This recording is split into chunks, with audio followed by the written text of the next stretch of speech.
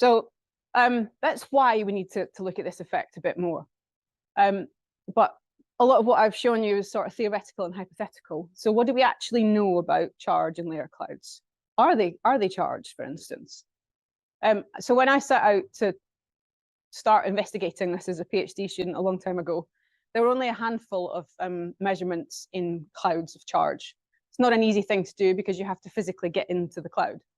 So we decided to try and do this, and weather balloons were our chosen tool because aircraft are expensive and you don't get very many shots at cloud layers. You know, you might get a couple of days where you can fly in clouds because otherwise it's so prohibitively expensive. Whereas radiosondes are relatively cheap. They're flown all around the world as, you know, standard weather forecasting tools. So the idea is if you could instrument the radiosonde network, then you could get an awful lot more measurements. But you can't just go and buy a charge sensor. They don't exist. Nor can you buy, or certainly at that time, you could not go and buy a small cloud droplet sensor, an expensive one. So we had to develop our own. So in becoming an atmospheric electrician, I've also become an instrumentation scientist as well. So this is our charge sensor. So these bells here are the electrodes that sense the charge. And they are cat bells. You have to take the dinger out of them. You can buy them in John Lewis. It used to be 10 for £1, but it's probably more 10 like 10 for £5 now. And they are sensitive to changes in electric field. We have two. We have a linear one, a sensitive one, and a logarithmic one to measure larger changes in charge. And we developed an optical cloud droplet sensor. So this has light-emitting diodes that shine light out. The light reflects back off the droplets into a photodiode in the middle. We use different wavelengths to tell us about the size. And so we fly these together on standard operational radiosondes. So this is what you see if you fly through a cloud layer. So this is the temperature. If you're just flying a normal radiosonde, this is all you would get. So you get the temperature profile. You see the inversion at the top of the cloud. Here's the humidity profile. This is what we get from the optical sensor. So the black line is the reflected signal from the optical sensor. I plotted it in terms of visibility here. So as you go into the cloud layer, the visibility decreases as you'd expect.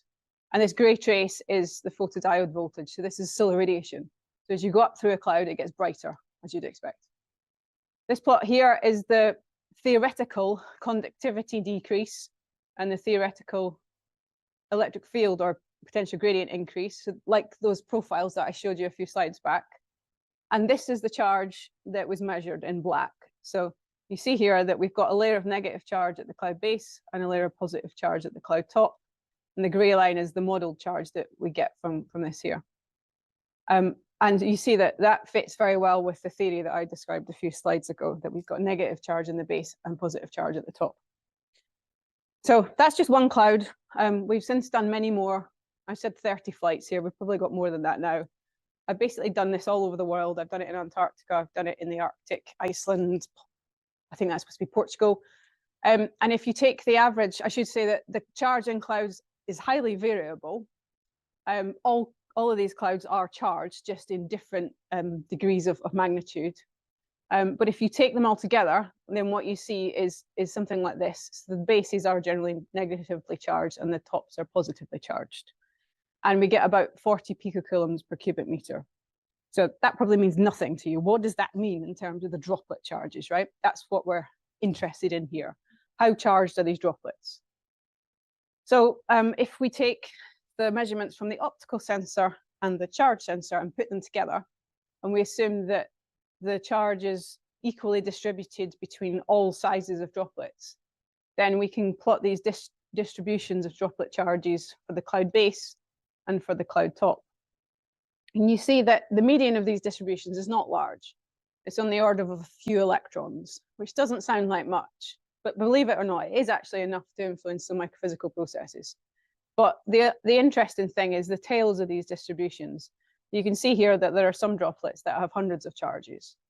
And I should point out that the charge sensor is saturated in a lot of these clouds. So I think these charges are actually quite a bit more than what they are here. So that brings us on to, well, what does that level of charge, what effect does that have on the droplet behavior? So here I'm going to talk about some, I guess, theoretical considerations as to how charge can affect cloud microphysics. So the first one is the diffusive growth of droplets. So droplets can grow via condensation, and they can shrink via evaporation. And you find that the surface tension of, basically charge can affect the surface tension of the droplets, which means that they will be more likely to form at lower critical supersaturations than if they're not charged. So if you look at Kohler curves and things like this, then you can work this out theoretically. And so what you find is that if the droplets, so the charge on the droplets is increasing in this direction, if you charge the droplets, then they form at lower critical supersaturations than if they're uncharged.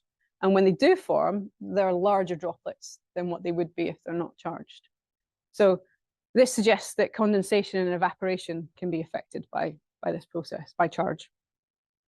The other process that might be affected is collisional growth. So this is the other way that, well, probably the way that you think about cloud droplets growing in a cloud. It's by colliding with each other and sticking together.